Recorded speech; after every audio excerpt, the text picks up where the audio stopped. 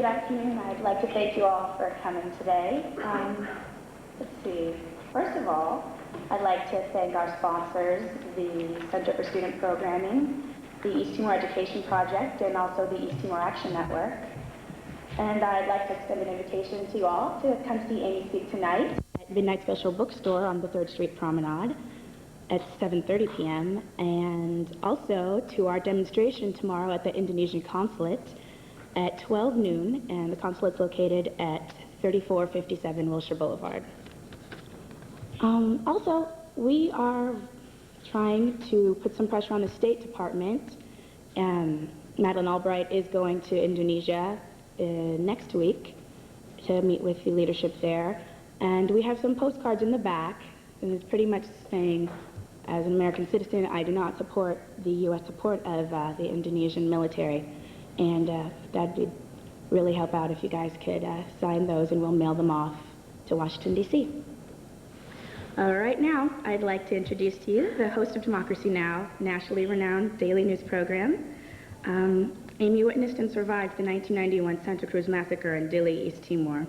Her reports on the massacre and the history of the Indonesian occupation earned her the prestigious Alfred I. DuPont Columbia Silver Baton Award for broadcast journalism.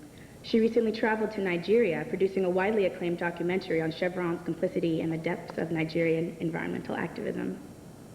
I'd like to introduce to you Amy Goodman.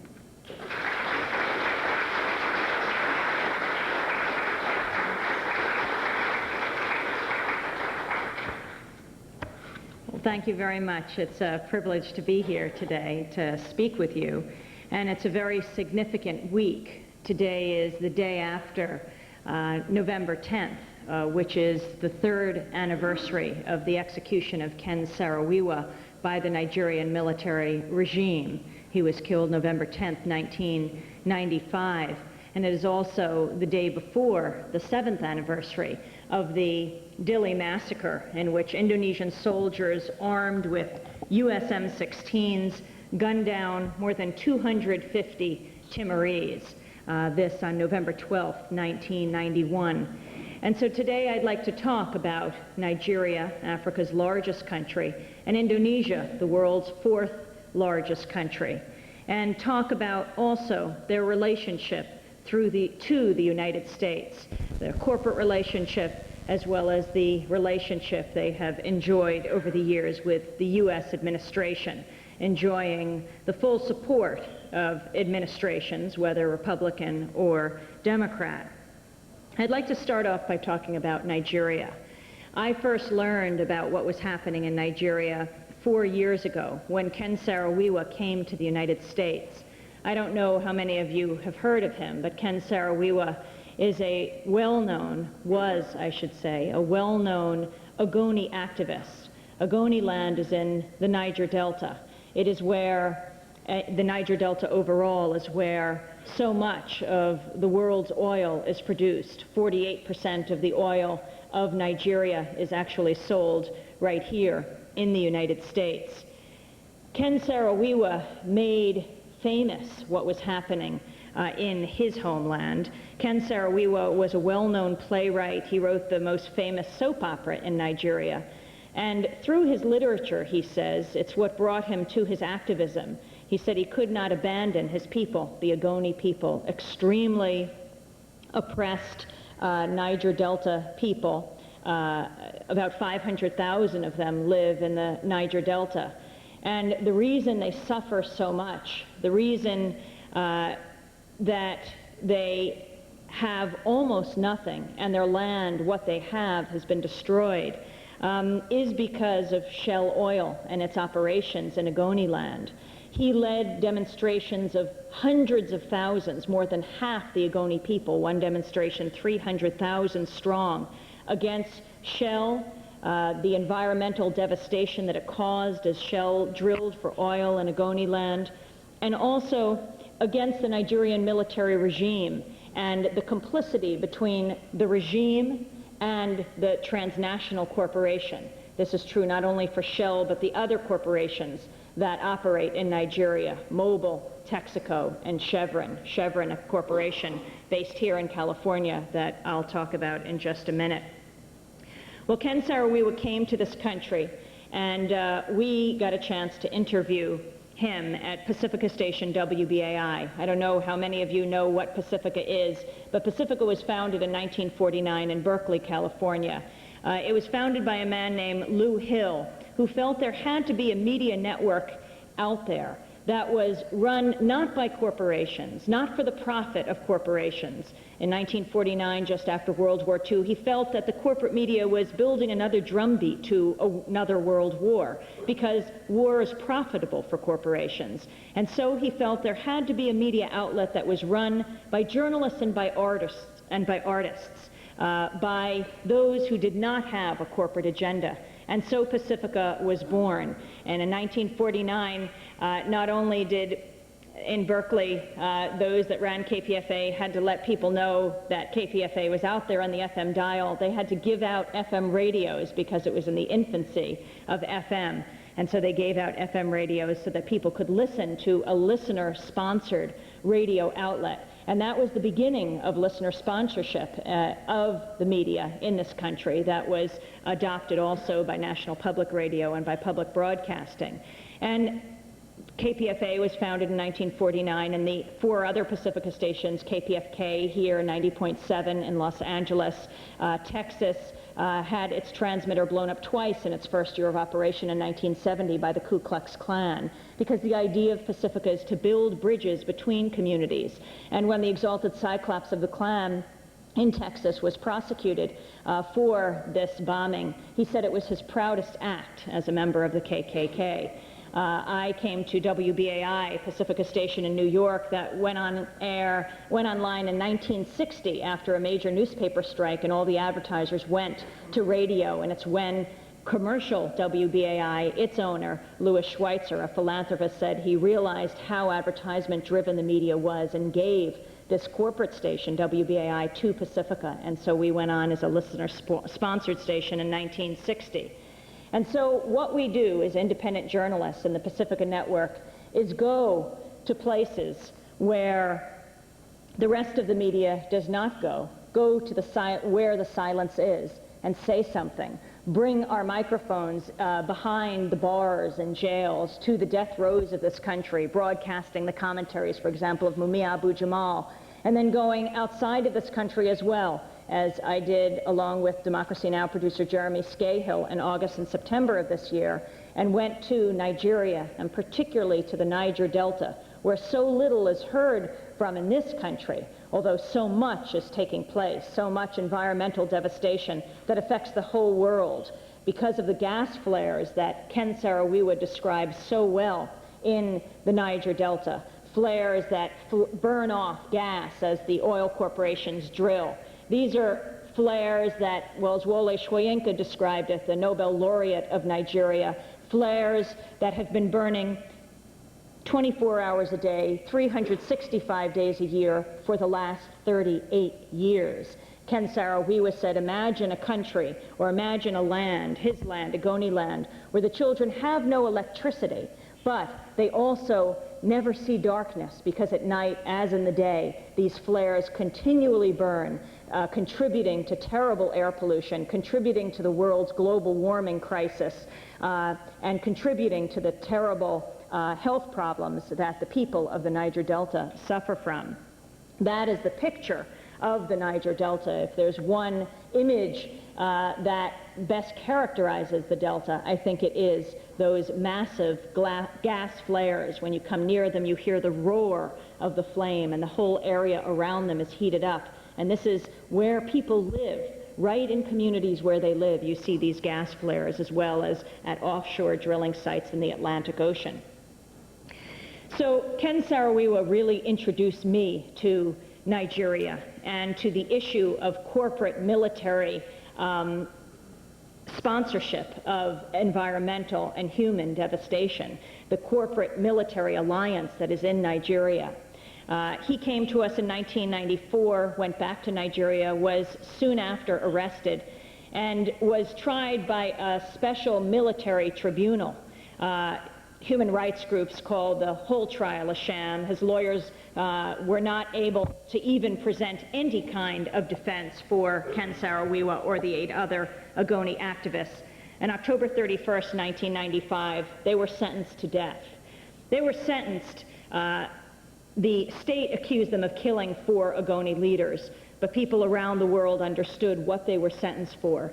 And it was Ken Saro-Wiwa's exposing of that military-corporate alliance, and it was something the military regime could not tolerate. At the time, it was the dictator Sani Abacha, who has since died. He has been succeeded by Abdusalami Abubakar, who continues today, one of the people at the center of the Abacha regime and the Babangida regime before him.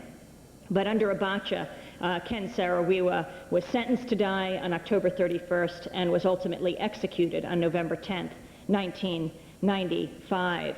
But his message certainly lives on. There is a fire that is raging in the Niger Delta, and is the fire not only of those flares, it is the fire of a tremendous resistance. At this point in the Niger Delta, 1/3 of the oil production has been cut off by villagers and activists. 1/3 of the oil production, which is remarkable. They're closing down flow stations, they're occupying barges and platforms, demanding, as they say, for their rights. Demanding for employment, demanding an end to the oil spills, cleanup of the spillage, compensation as well, education, employment, schools, an end to the erosion of their riverbanks. The corporations will often say that they're building canals, for example, for the development of the communities, when they know full well that often these canals lead to the mixing of fresh and salt water and kill the fish. People there in the Niger Delta rely on fishing and farming, and much of their livelihood has been wiped out. They expand these canals. They have these massive barges go through, which end up eroding the riverbanks, and communities that have been there for many decades end up having to move over and over again because their land is continually eroded. It's also a fire that you see every day because of the explosions that take place in the Niger Delta. You may have read just in this last month, in October, about an area of the Niger Delta called Jesse, where an explosion took place at a gas pipeline and 700 people were killed. Well, I was reading the Associated Press newswire about this explosion. The Associated Press referred to the thousands of villagers who gathered at these gas pipelines with cups and bottles to collect the gas that was leaking from an old pipeline, a problem all over the Niger Delta, called them thieves and vandals. Why thieves and vandals? Because they were collecting the gas. Now, in this country that provides power to the most powerful countries in the world, in this area that provides that power, the people themselves have become increasingly disempowered, and they understand what's happening. Because while they're producing oil and gas for the rest of the world, they have a terrible gas shortage themselves in Nigeria, also because of the corruption of the regime.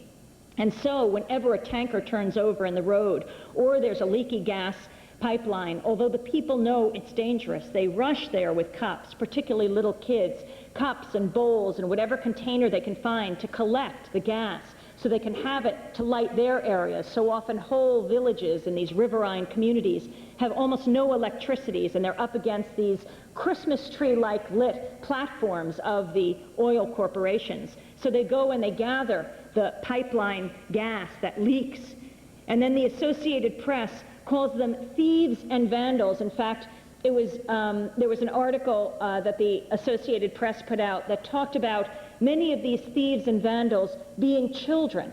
The evidence of this being their charred bodies found after the last oil explosion, found with cups, still holding cups curled against them. Now, why exactly is this vandalism, is this thievery?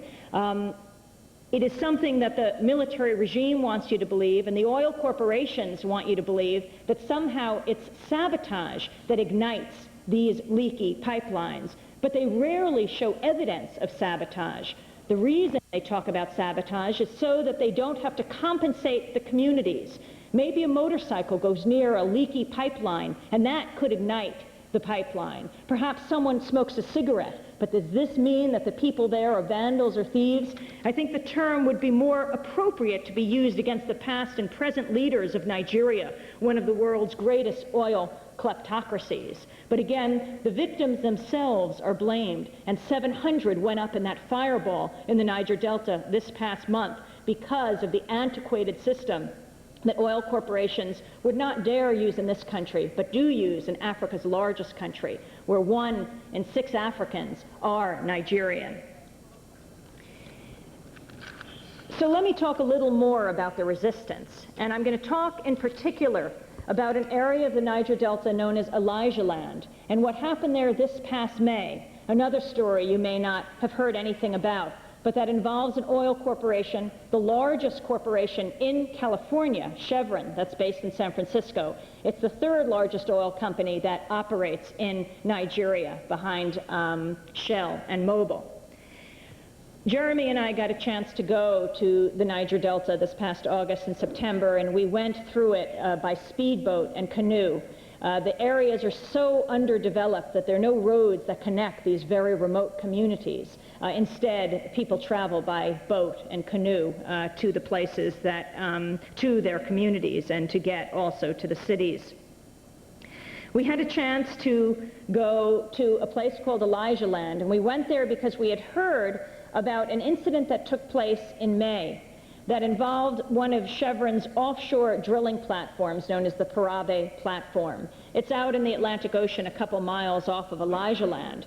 And it was there on May 25th, 1998, that about 100 villagers went by canoe and by speedboat to demand that they could speak to the managing director of Chevron. They had attempted to reach him by mail. They had attempted to set up meetings. They had, but Chevron, while saying they would show up, hadn't shown up. And so on May 25th, they took over the platform. This again happening more and more in the Niger Delta. It is not that unusual an act.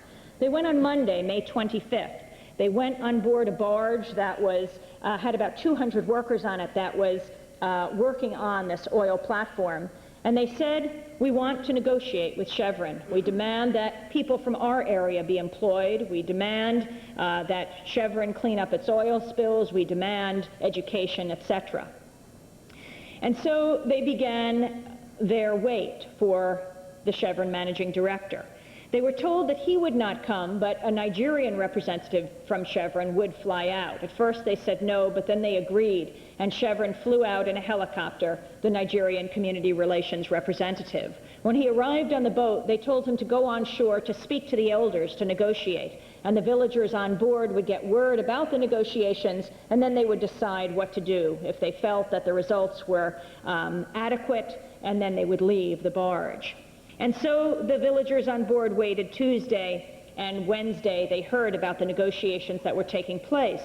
And they heard from the villagers on shore that Chevron would get back final word on the issue, for example, of compensation on Friday or Saturday. And so these villagers called for their speedboats, they said, and their canoes to come on Thursday morning to bring them on shore so that they could be there for the final negotiation. But when they woke up on the barge on Thursday morning at about 6:30 in the morning, they saw 3 helicopters flying in. They thought, just like the community relations person from Chevron had been flown in a few days before by helicopter, that these were Chevron representatives who were coming to negotiate. The helicopters flew in, but instead of representatives of Chevron coming out, the Nigerian military came out of these helicopters. And what ensued, the result, was 2 Nigerian activists shot to death, another shot up, and others injured as they jumped into the Atlantic Ocean. This is what the 3 helicopters carried.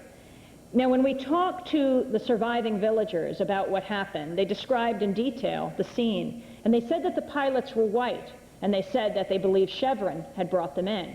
And so we decided to further investigate this claim and to question Chevron Corporation itself about whether they had flown in the notorious Nigerian military.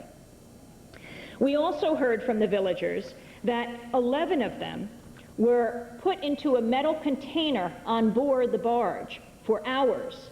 We said, what do you mean by metal container? Well, we found out later by talking to the contractor who owned the barge. They were then sent to jails where they remained for 3 weeks.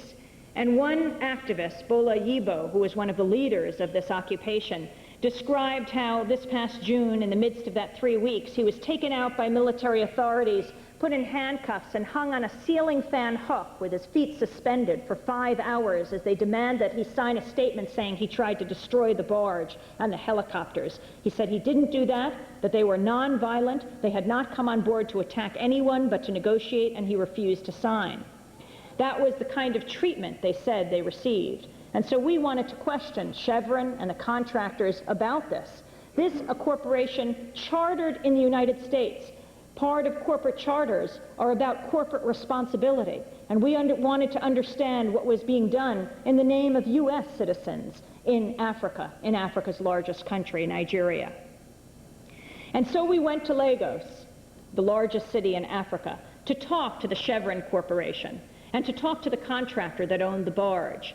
We talked to Bill Spencer, who is one of the officials of ETPM, which is a Chevron contractor who owned the barge. And we said, what are these containers that these activists described? He said, oh, they're metal containers, 8 by 8 by 20 feet, or maybe 8 by 8 by 40 feet. We keep them to store things in. And I said, and that's where they put the villagers? And he said, good a place as any. So I said, well, why did they put them there? He said, well, we don't very well have a prison on board. Maybe we should build one. Maybe we should put in a brig. Then I asked him what he thought of Bola Yibo's description of what happened to him, hanging from a ceiling fan hook by the Nigerian military authorities for 5 hours. He said, no one ever said it's pleasant to be in a Nigerian jail. We then went to Chevron to question them about their role in the killing of 2 Nigerian activists this past May. And despite initial resistance, they agreed to speak with us. We talked to the person in charge of public relations for Chevron, which is offices in the Chevron compound in Lagos, which is like any American suburb, but surrounded by barbed wire and high walls. That is how these corporations operate in Nigeria. Shola Omole spoke with us and brought some other people in to speak with us for 3 hours this past September. And we asked him, who authorized the military, and who was it that brought in the notorious Nigerian military? We said, who took them in on Thursday morning?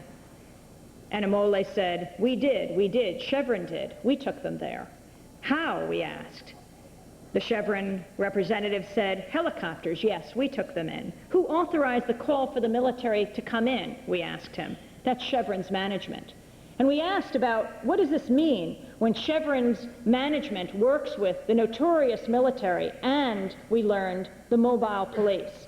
Now, Ken Saro-Wiwa made famous the mobile police as one activist and a leading environmental attorney in Nigeria named Duranto Douglas, who leads a pan-Delta resistance movement called Chikoko, named for the Niger Delta soil.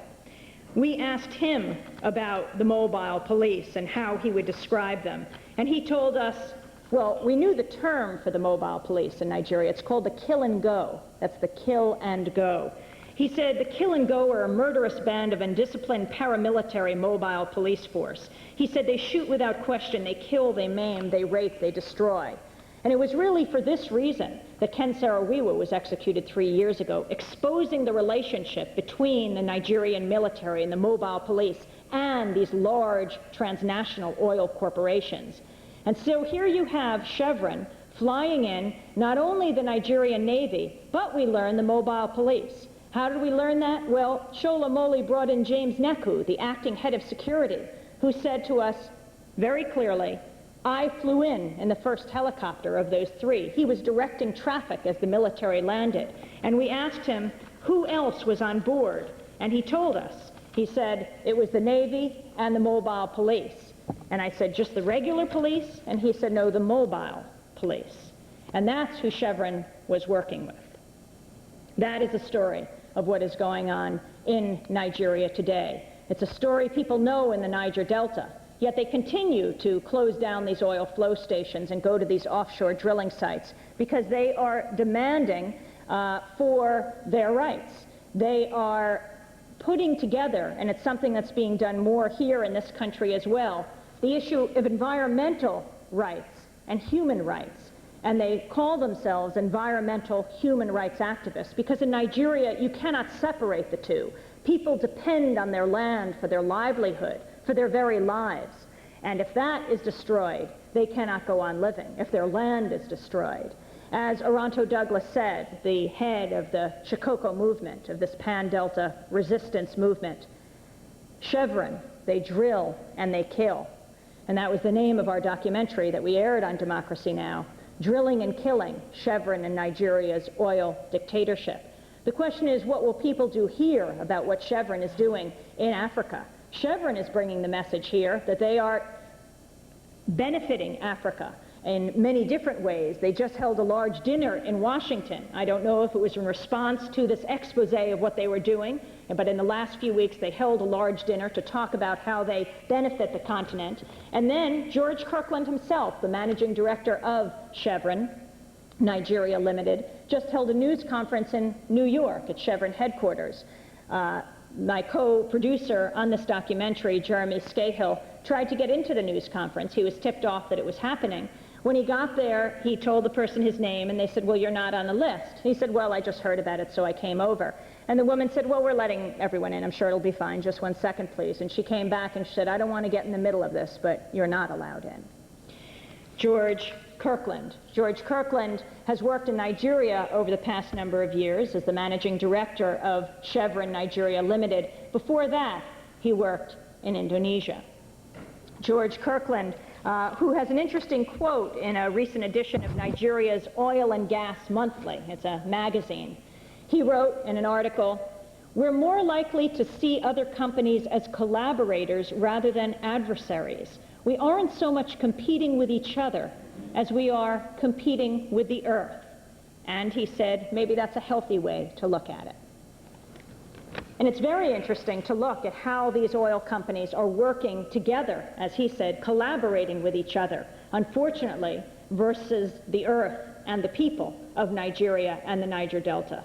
It's not only versus the people of Nigeria, it's also versus the people here in this country, and not only in this country, but right here in Los Angeles.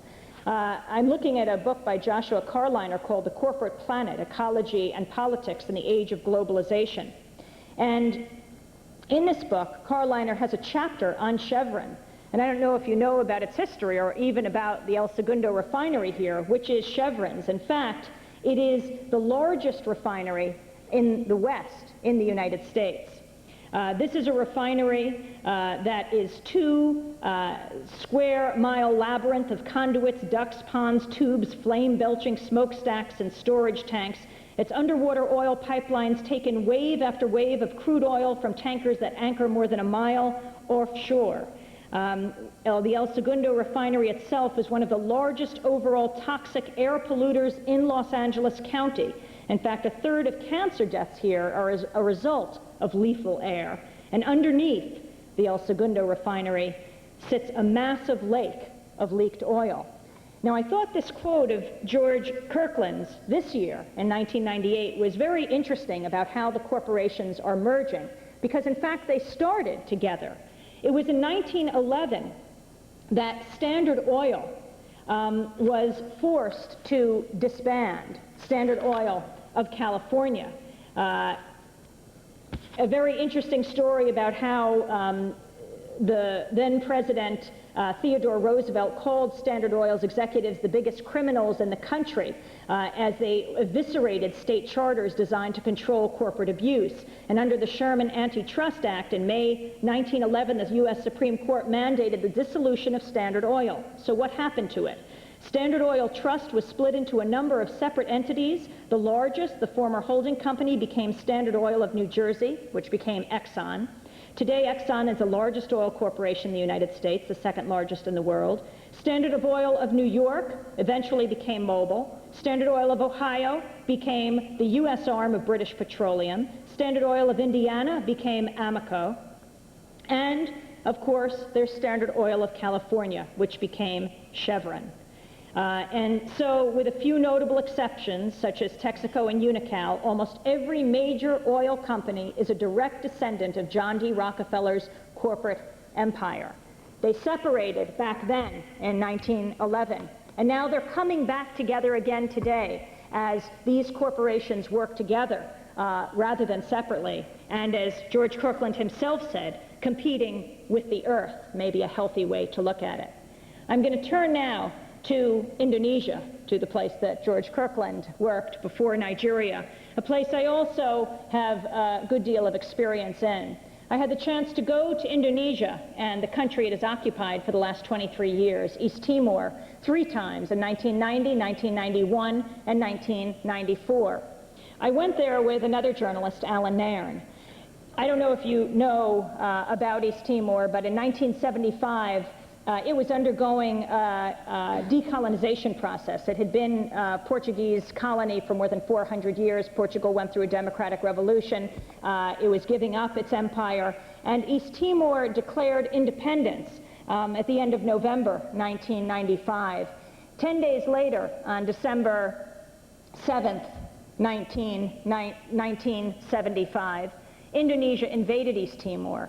It was the day after the U.S. President Gerald Ford and Secretary of State Henry Kissinger met with Suharto, the dictator of Indonesia, and gave the go-ahead for that invasion. Suharto was afraid that if he didn't get the go-ahead from the President of the United States directly, that the U.S. would cut off military weapon sales to Indonesia. They had a bilateral agreement that Indonesia would not use any weapons gotten from the United States for offensive purposes, and this was clearly an offensive act to invade East Timor. But they got the go-ahead, and so they invaded by land, by air, and by sea. And in 1975, in December, the East Timorese experienced a level of brutality they had never known before. In the first days of the invasion, thousands of people taken from the capital, Dili, taken from their homes, dragged to the sea, and shot into it as their loved ones counted them off. That was 1975. 90% of the weapons used for that invasion were from the United States. For the next 10 years, Indonesia closed the country to the outside world and committed a genocide that is almost unparalleled in the late 20th century since the Nazis. We've heard a lot about Cambodia, because Cambodia was an official enemy of the United States, and so you had the president of this country, Secretary of State, making regular pronouncements against Pol Pot and the genocide he was committing in his own country. That certainly was appropriate.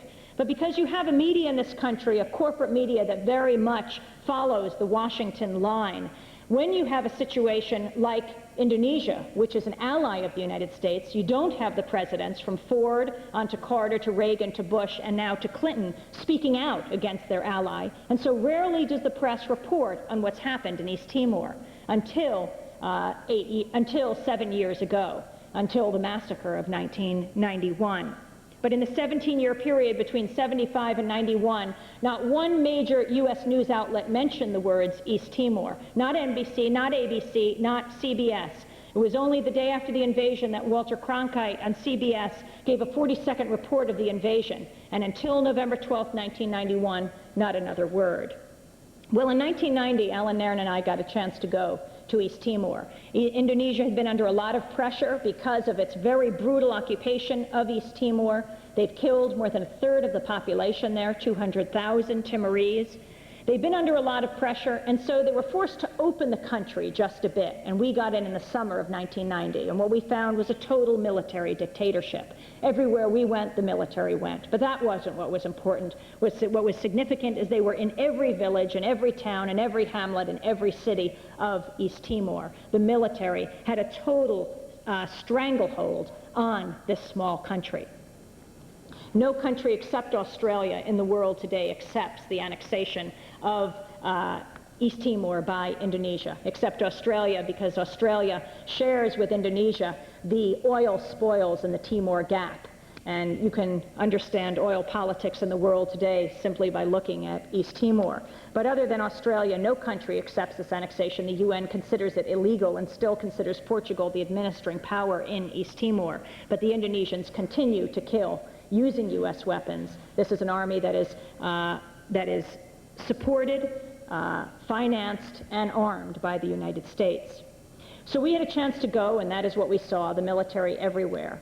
We then went back in November of 1991, because at that time, for the first time ever in the occupation, the UN had brokered an agreement between Portugal and Indonesia that a Portuguese parliamentary delegation could investigate the human rights situation in East Timor. We knew this would be an enormous event for the Timorese. This would be the first time that the Timorese would be able to get word to the outside world about what had happened. So Alan Nairn and I went back to East Timor in November of 1991.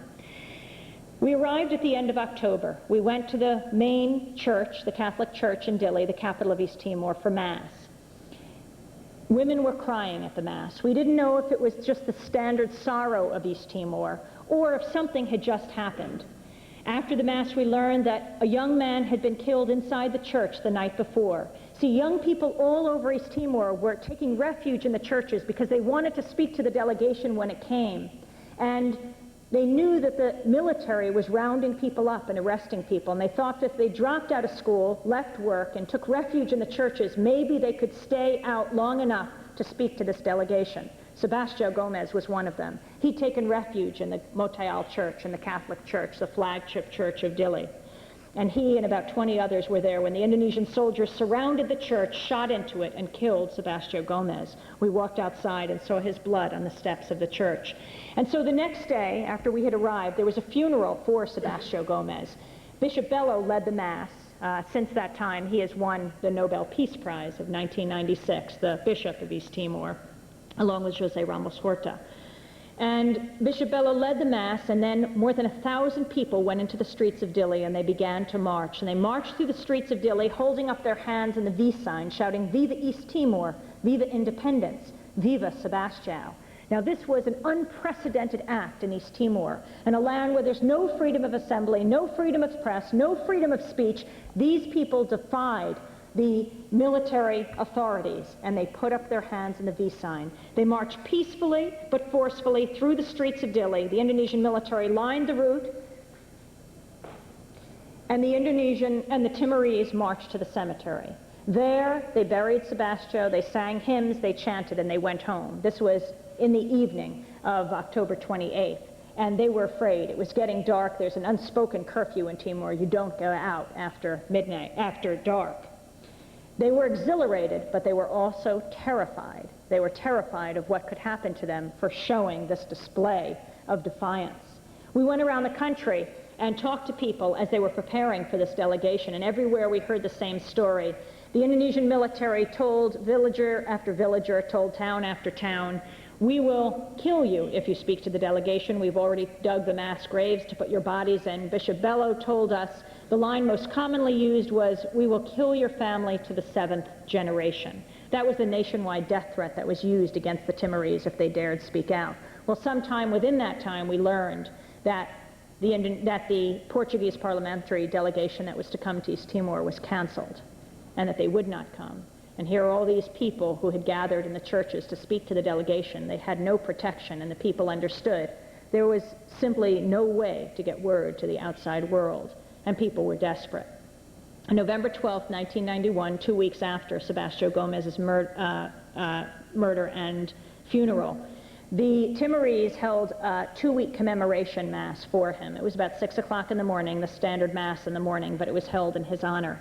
And then the people poured into the streets, and once again, they walked to the cemetery. They retraced the funeral procession route, but this time there were more than 1,000 people. Thousands joined from workplaces, from their homes, from their streets, from the schools, and they joined in this delegation. And they held up banners that the kids had pulled out of their blouses and their shirts that said things like, "Why the Indonesian military shoot our church?" And they appealed to President Bush, they appealed to the United Nations to do something about their country. We followed them up to the cemetery. They were holding banners. There would be an old woman in traditional Timorese garb holding one end of the banner, on the other side a girl in her Catholic school uniform, old men, boys in their shorts, running, holding up their hands in the V sign.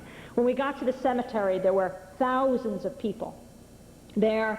Some had gone in to pray at Sebastião's grave, as well as the graves of others who had been killed and buried at the Santa Cruz Cemetery. And then we saw, as we were interviewing people on the road, a truck of about 50 troops stop, and the troops got out. That didn't look very good. And then from the direction the procession had come, came hundreds of Indonesian soldiers, their US M16s at the ready position, marching up 10 to 12 to 15 abreast, coming from the same direction that the procession had come. It started to get very quiet. Alan suggested we walk to the front of the crowd because although we knew they'd committed many massacres in the past, they'd never committed them in front of Western journalists. We knew about what happened in 1975 at the events leading up to the invasion. There were 6 British, Australian, and New Zealand journalists who were covering the events leading to the invasion. 5 of them were in a small town called Balibo. When the Indonesian troops came in, they lined them up against their house. And as they let them know, the press let them know they were the press, they had put a big sign up saying that they were press, they executed them. One of the things the Indonesian military did in 1975 was cut off the journalists' genitals and shove them in their mouth, and they suffocated to death. The man in charge of that operation, Yosfaya, is now the information minister under the new Indonesian regime. His name is Yosfaya. So if you had any illusions about a change from Suharto to B.J. Habibie, think about that. He's the man in charge of the press today in Indonesia. Well, we knew that had happened to those 5 journalists and that the one remaining journalist in East Timor at the time of the invasion, Roger East, was dragged out of a radio station in Dili as other Timorese were dragged out throughout the capital. And as he shouted, "I'm from Australia," they shot him into the harbor. And he died. But we also knew that we were from the United States, and that perhaps our presence there could head off another attack against the Timorese. And so I took my tape recorder out of my bag, which I always hid because it would endanger Timorese who spoke to us if the Indonesians saw Timorese speaking to journalists. But this time I took my tape recorder out and I held up my microphone, and Alan put the camera above his head, and we walked to the front of the crowd, making it very clear to the Indonesian military that was approaching who we were. A young man named Kamal Bamadhaj from New Zealand was holding a camera. He chose to step back in the crowd. We went forward. The people were hemmed in by the cemetery walls on either side of the road, so no one could run away except people thousands back that could step back. But the people in the main part of the road could go nowhere because there were so many. The Indonesian soldiers marched up 10 to 12 abreast, and without any hesitation or provocation, without any hesitation, as they rounded the bend in front of the procession, they opened fire on the crowd, gunning people down from right to left. The first person to go down was a young man right behind us. He was about 6 or 7 years old, and he had his hands up in the V sign, and he exploded behind us from the gunfire. And the people just went down as the Indonesian military just kept on firing. The Indonesian military threw me to the ground and shook my microphone in my face as if to say, "This is what we don't want." And they started to pummel me. Alan threw himself on top of me to protect me from further injury. And they took the butts of their US M16s like baseball bats, and they slammed them against his head until they fractured his skull. Then they lined up as we lay in the road. Alan was covered in blood and couldn't protect himself anymore because his whole body was in spasm from the beating. And they lined up firing squad fashion and put the guns to our heads. We knew that they had killed the other journalists in 75, and they shouted to us, "Australia, Australia." We knew what had happened to the Australian journalists, and we said, "No, we're from America, America." They had stripped us of everything at this point, but I did happen to still have my passport, and I threw it at them to show them. And as I would say America, they kicked me in the stomach, but as soon as I got my breath back, as others would join in this firing squad line, I would shout America to make it very clear where we were from. And at some point they took the guns from our heads. I believe it was because we were from the same country their weapons were from. They would have to pay a price for killing us that they'd never had to pay for killing the Timorese. They moved on down the road and they killed the Timorese who were wounded but who were not yet dead, who couldn't escape by running into the cemetery. A civilian jeep drove up. We were able to get into it. An old man who the Indonesian military had dragged behind us and pushed into a sewer ditch, and every time he picked up his hands in a prayer sign to beg them to stop, they would smash his face with the butts of their rifles. The civilian driver picked him up, put him in the Jeep. We drove off. Dozens of Timorese jumped on top of the Jeep and hung onto the back and threw themselves on top of us inside the Jeep, because this was a residential area, the cemetery, and everyone was trying to escape as the Indonesian military surrounded the whole area, arresting and killing people, picking people off between the tombstones of the cemetery. We drove like that to the hospital. When we got there, the lucky Timorese were there, the ones who had survived but were wounded. And as doctors and nurses started to operate on them, they saw us and they started to cry. Not because we were in worse shape than the Timorese, who were certainly much worse off, but there was Alan covered in blood. And to the Timorese, Americans represent two things. They represent the sword. We provide the weapons to the Indonesian military that has committed this genocide in East Timor, but we also represent the shield. We represent their only hope, because if that same country, the most powerful country in the world, would withdraw its sponsorship of this military regime, they believe that they would be able to determine their own future, that they would finally have their freedom. They have done all they can do. They turn to us now in the United States so that we will withdraw that gun that is pointed at their heads and so often goes off. And so they saw that shield bloodied that day. We went into hiding because we thought the military would move in on the hospital, because this is where the Timorese were who had been wounded. And we were able to escape from the country, and the only plane out that afternoon. When we got to West Timor, then on to Bali, we called the West and we said a massacre has taken place. We called the United States, the press. We learned, as we were leaving East Timor, that the Indonesian military prevented any religious or medical people from getting to the scene of the massacre, prevented anyone from performing first aid for the survivors of the massacre or last rites for those who were not so lucky and had died. It was a completely systematic, organized operation. More than 250 Timorese were killed that day, and along with them, the young man from Australia. He was from New Zealand, actually, and also from Malaysia, his father from Malaysia. He was killed by the Indonesian military. He was shot. The Red Cross found him a couple hundred yards down the road waving his passport. When they tried to get him to the hospital, the Indonesian military told them to throw his body out of the Jeep. They refused. They got him to the hospital, and there he bled to death. But again, Kamal was only one of more than 250 Timorese killed that day, not one of the larger massacres in East Timor. We got back to the United States, held a news conference at the National Press Club. The Indonesians had denied that anything had taken place, as they had for 17 years, but this was undeniable. In fact, a Yorkshire TV newsman was in the cemetery when the firing happened outside the cemetery where we were, and he started to film as the people ran through the cemetery. The young people running, if they could, through the portal in the cemetery wall. And that videotape, he dug into a fresh grave and took fresh videotape every 10 minutes, knowing he'd be arrested. He was arrested, interrogated for many hours, got out that night, dug up the videotape and had it smuggled out of the country. And on that videotape, you see the young people running through the cemetery, and this is true bravery. They knew if they ran as fast as they could, maybe most of them would make it through the cemetery because they hadn't been shot yet.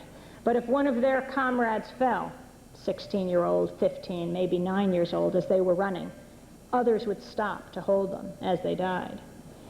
That is bravery. And these are the young people of East Timor. They have never known anything but the Indonesian occupation. They were born after 1975, and they continue to resist, and the resistance continues to grow. Now there is an opening. By the way, in the United States, after the massacre, a nationwide movement built, which is called the East Timor Action Network, which is one of the groups sponsoring today's event. And if you want to get more information about what you can do, you can just sign up at the back and they'll send you their newsletter. They have been tremendously successful. They led a movement in 1992 to cut off military training aid to the Indonesian military for the first time in the occupation. And Congress cut it off because of thousands of people like you around the country who simply called their Congress members and said, we are not going to stand for this anymore. It doesn't matter if you're Republican or Democrat or something else. This was a bipartisan shock to people in this country. It isn't that some people support it and others don't. It's that people haven't known about it. And now you know about it, and now thousands of people do. Military training aid has been cut off to Indonesia. Now, year after year, in the last few weeks, it has happened again. The U.S. Congress, because of tremendous grassroots pressure, has passed a resolution, and it's been included in the appropriations bill, that no arms sale can be made to Indonesia where that weapon will be used in East Timor. These have had a tremendous effect. Now President Clinton and Madeleine Albright are going to Kuala Lumpur next week for an APEC summit, Asia-Pacific Economic Cooperation Summit. People are calling for them to meet with Shanana Gusmao, who is the rebel leader of East Timor. He's in prison in Jakarta, is sentenced to 20 years there. But most importantly, they are calling for a UN-sponsored referendum so that the people of East Timor can determine their own future. The overwhelming majority, whatever their political persuasion in East Timor, are calling for independence. They are asking that they can live their lives not brutalized. They're asking that they can live their lives as an independent nation, like so many other nations in the world today. And so, on our part, for our part, here in the United States, it is really up to us about what we want to do and what we want to have done in our name. You can make a tremendous difference here, because every call made to a Congress member to call for support for self-determination for the people of East Timor registers as 100 calls on another issue, because they don't get that many calls on East Timor. In 1992, after the massacre, the head of the House Foreign Operations Subcommittee said he got more calls on East Timor than any other foreign policy issue. And we have seen what has happened. On the other side, there are tremendous forces that will lobby against you. The Indonesians don't need to hire lobbyists in Washington. They have General Electric, they have ATT, they have Nike, they have Reebok, they have the sneaker companies that make many of their sneakers in Indonesia, they have oil corporations, they have the companies like ATT that set up the phone system for Indonesia. They lobby on Indonesia's behalf. You'll often see oil company ads that extol the virtues of Indonesia and talk about the winds of change blowing there. But despite these forces and the tremendous might of the Indonesian military, grassroots activists in Indonesia have prevailed. They have toppled the longest reigning dictator in the world, Suharto, and now they're dealing with B.J. Habibie and demanding that he go. And in this country, grassroots activists are pressuring Congress and now putting tremendous pressure on the executive branch, on Clinton, to stop his very cozy relationship with the Indonesian regime. We've learned a lot about it in the campaign finance hearings of the last few years. President Clinton having a particularly close relationship with Suharto cronies, the Riyadis, Mokhtar, and James Riyadi, who on the Lippo Bank made tremendous contributions throughout Clinton's career. But he doesn't just need the Riyadis. Even if they weren't there, like Bush, Reagan, Carter, and Ford before him, they continue to support the Indonesian regime, to support that corporate alliance with the Indonesian military regime. I do have to wrap up, but it really is very simple, whether we're talking about Nigeria and the oil corporations, particularly in our case, looking at the U.S. transnational corporations there, whether we're talking about what those U.S. companies are doing in Indonesia and what the U.S. government is doing in supporting the military regime any way it can, we are seeing a grassroots movement grow up around this country and defy the most powerful, moneyed, and military might. And we're seeing it succeed. But it hasn't succeeded completely. There is a window now, because Suharto has been toppled. It is the critical moment for the people of East Timor. And it is really up to us. It is up to us to make the decision whether we want to represent the sword or the shield, not only for the people of East Timor, but for the people of the Niger Delta as well. It is up to us. Thank you very much.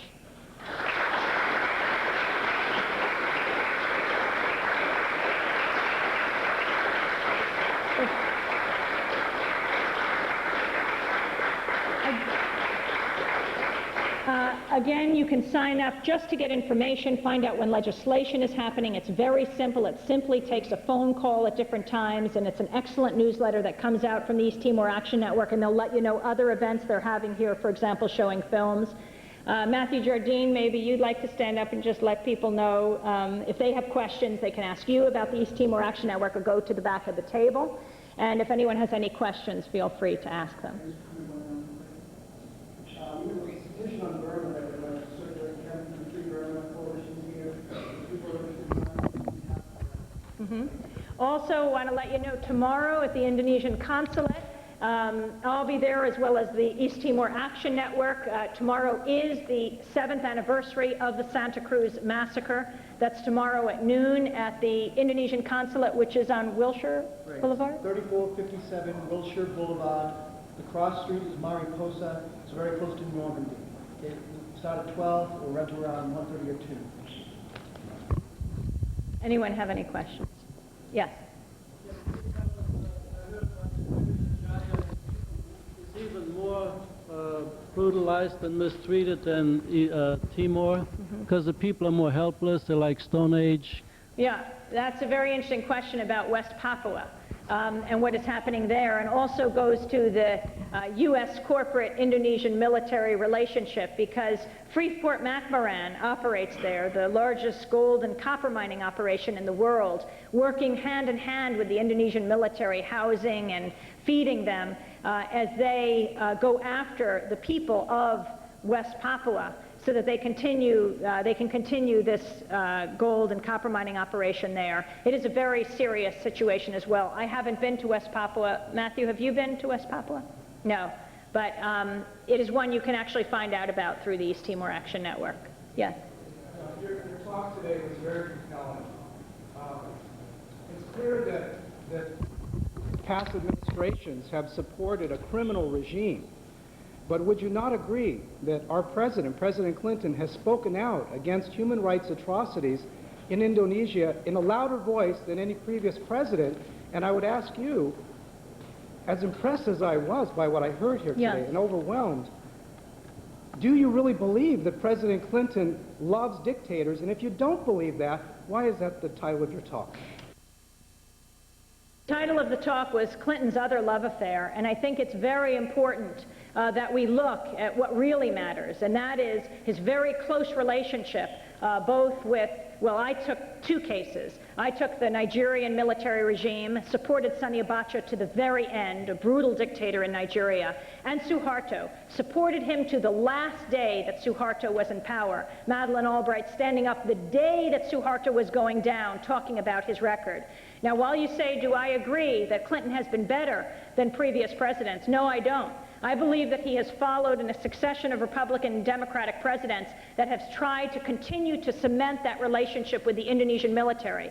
I talked about what Congress has done over these last 6 years, 7 years since the massacre, and that is very impressive. But that is not because of President Clinton. He has fought almost every single one of these moves. It is because of this grassroots activist network that has grown up around this country, putting pressure on Congress.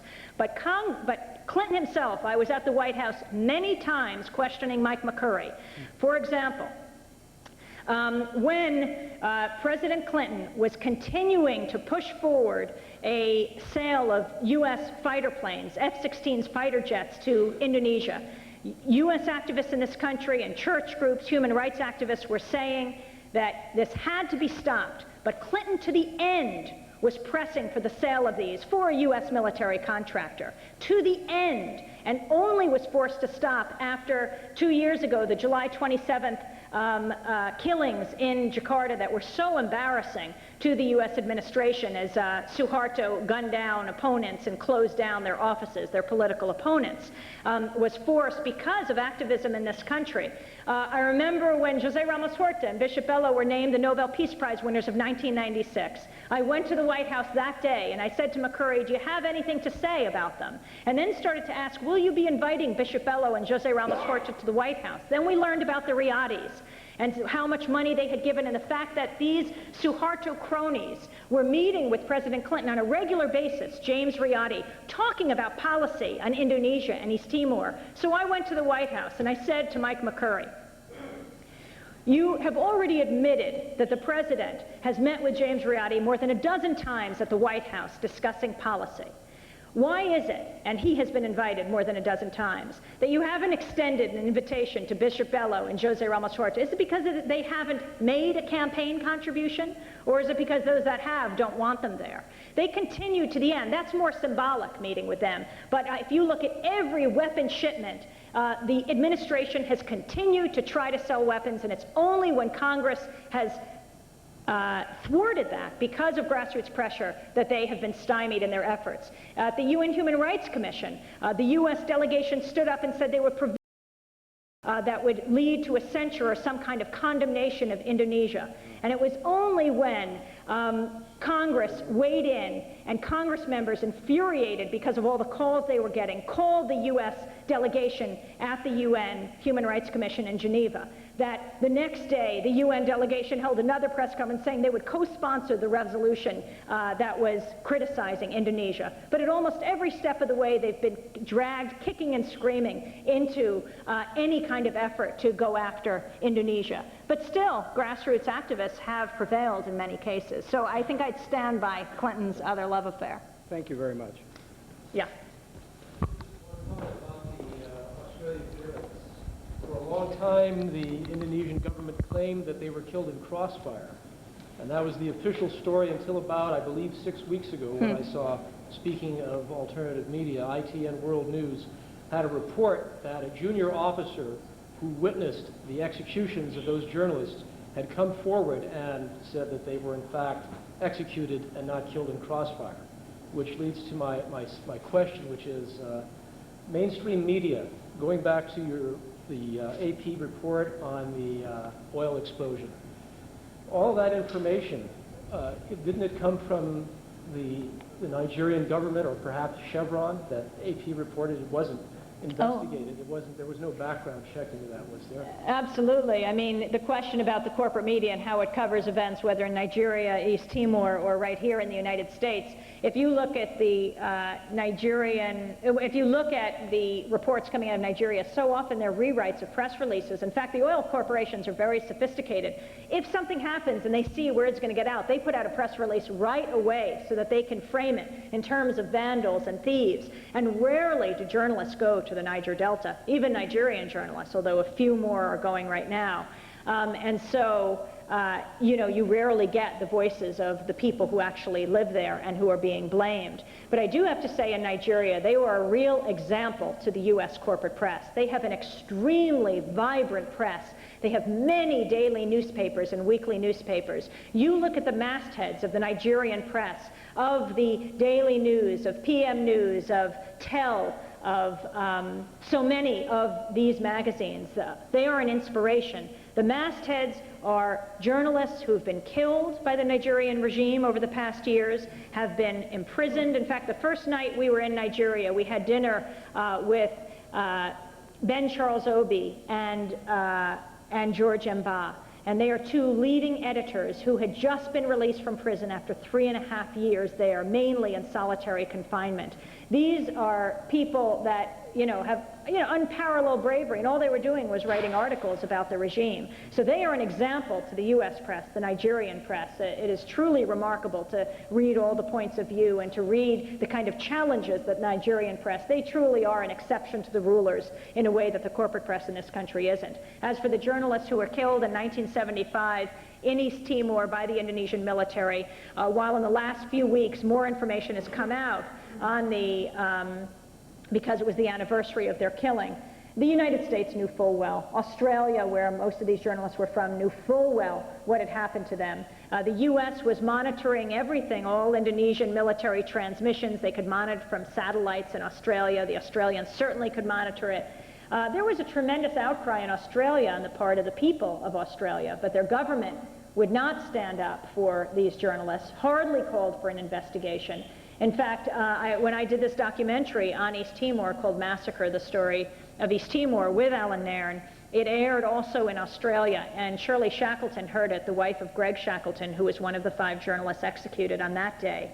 His last report, very moving, saying, why are the Indonesians coming in? The people are asking, can someone do something? Can the UN do something? Can the Americans do? He said, can the Australians do something? And Greg Shackleton, I told him, he said, that it would have to come from the UN, that your voice would have to be heard. He said, reporting from a village I will never forget, I am Greg Shackleton in East Timor. And the next day, he was killed, and it was a report Australians would never forget. But his mother, 2 years later, committed suicide in Australia because the Australian government did nothing about what happened to her son. And the story has been known for many years about what happened to them. of course, this went totally unreported on U.S. mainstream news, that anniversary, but for people that live in Southern California in the Los Angeles area, there's a British TV news show called ITN World News, which did carry coverage of that, Really? which is a sort of refreshing contrast to CNN and the networks. So, folks, So watch ITN and listen to Pacifica on KPFK 90.7 and support independent media. Yes. I wonder if you could speak a little bit about the broader popular movements in both Nigeria and Indonesia. Both governments are now putting forth quote-unquote reform. Yeah. And clearly the people, want changes. And how's that going? What's the alignment of forces? Well, the question was talking about the broader pro-democracy movements in Indonesia and Nigeria, because both governments say they are sort of leading a democratic transition, despite the fact that they are military regimes. Well, I was in Nigeria in August and September. Tremendous skepticism on the part of the pro-democracy activists about what Abdulsalami Abubakar represents. Yes, he has released political prisoners, actually not even as many as Abacha when he first came to power and Babangida before him. Each one, when they come to power, they show some signs of opening up. And then when people breathe slightly easy, when they say they can sleep with both eyes closed, they move right in. The military does not go back to the barracks. In this case, Abubakar has been hailed by many around the world as a man who is going to send the military back to the barracks. There are local elections that are going to be held in December, national elections, he says, for a president in February, and he will hand over power on May 29th. The question is, will that happen? And even if it is handed over to a civilian, will that civilian regime last, the civilian government last? Because there have been two previous civilian governments that have simply been overthrown by coups within a matter of weeks or months.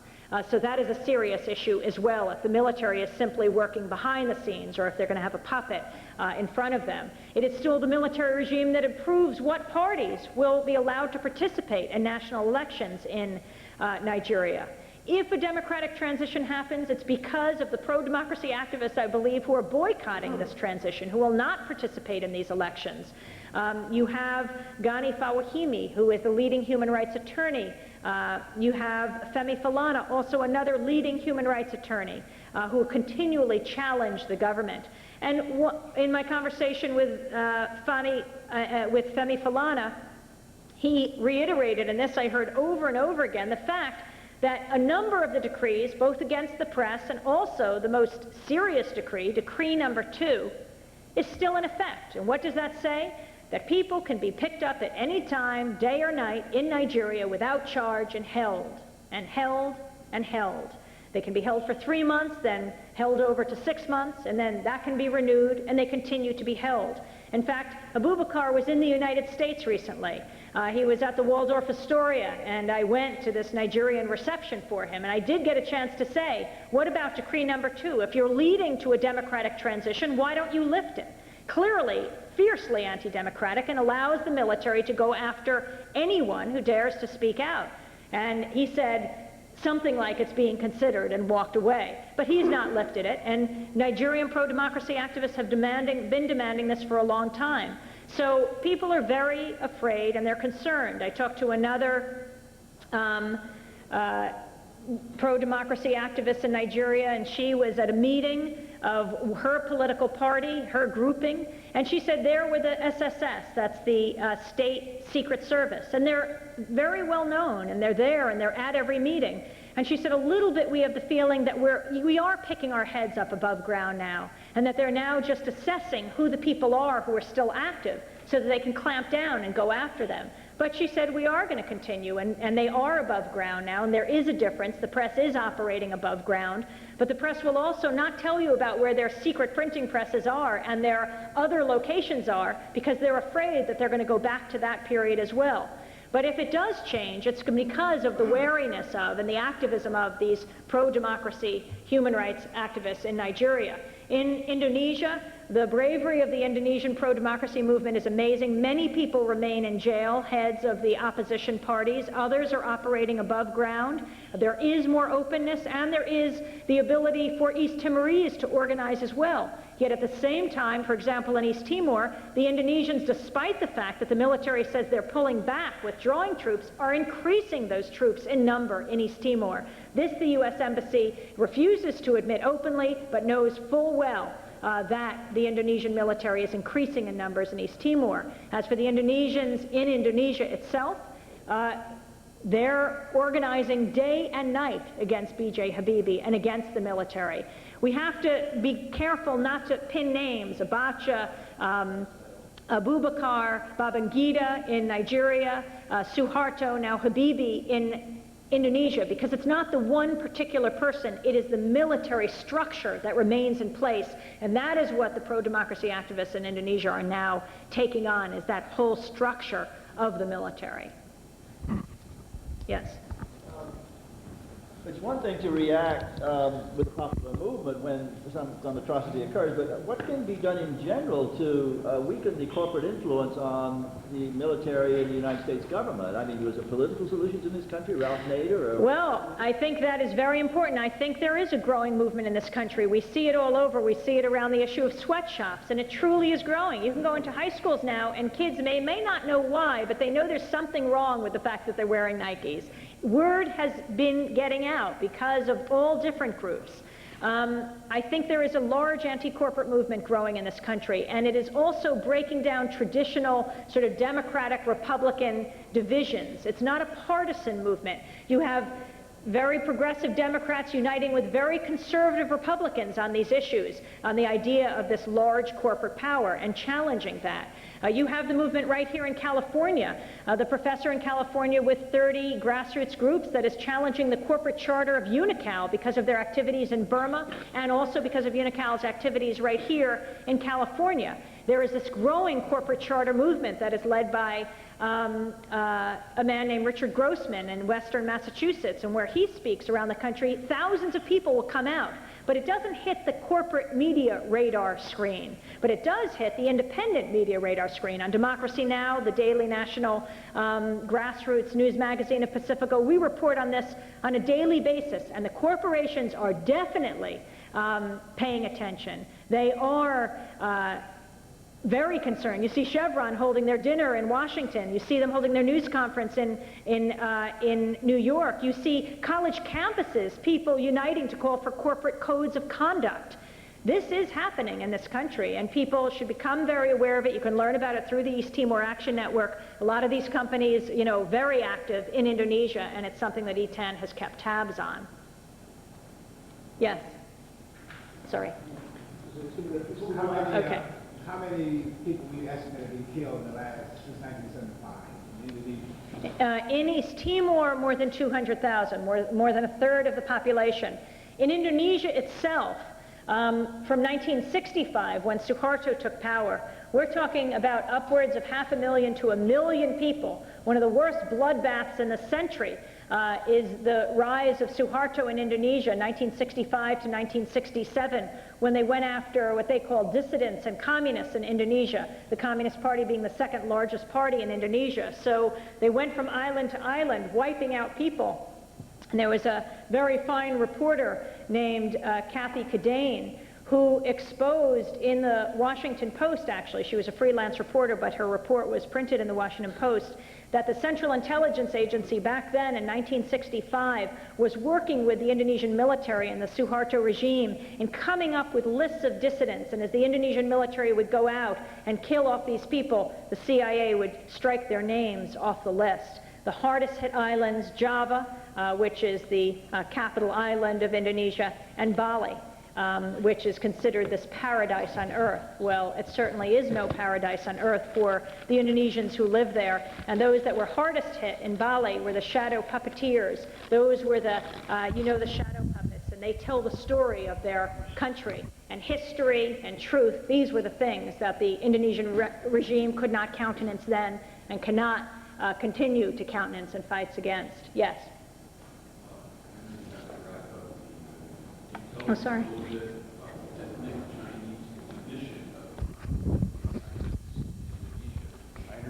literally millions of people have been killed. Well, the situation of the ethnic Chinese in Indonesia is a very serious one. In the period of when Suharto fell, there was also reports of a lot of Chinese women being raped, but there's also reports now of a lot of that being instigated by the Indonesian military. The Indonesian military and the regime, part of what it thrives on, and this is also true in Nigeria, is fomenting ethnic separation and violence and saying it's really just a tribal problem or a religious problem or an ethnic problem. And I think when you see the demise of the Indonesian regime and a democratic government set up there, you're also going to see these attacks on ethnic Chinese greatly diminish. So we're going to break things up right now, but maybe we'll hang around for this for our final excuse me. Thank you all for coming, and let's thank James.